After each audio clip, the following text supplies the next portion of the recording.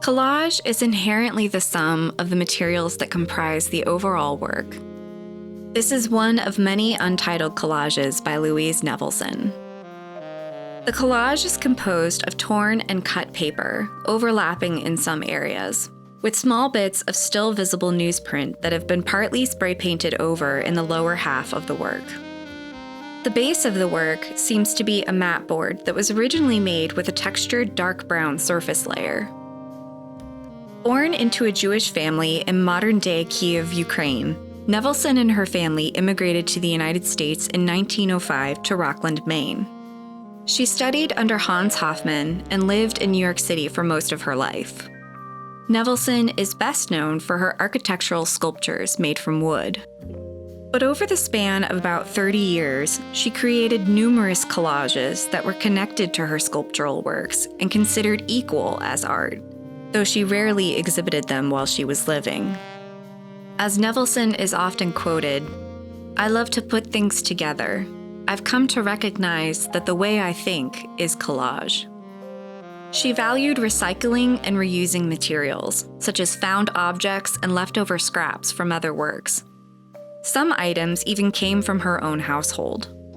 She would keep and repurpose newsprint from the two newspapers she read, the New York Times and the New York Post.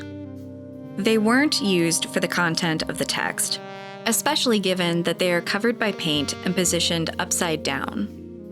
Their inclusion adds pattern and perhaps compositional commentary to their material culture, since paper itself is wood transformed and reformed when exposed to liquid and dries.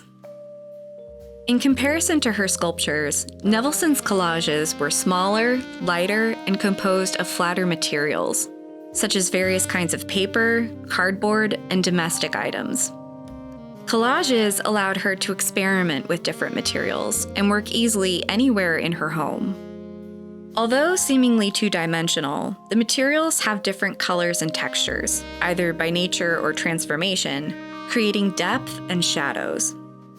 As Nevelson explained, whether it's a collage or an etching or a lithograph or wood or plaster or any material, it's never flat as opposed to three-dimensional for me.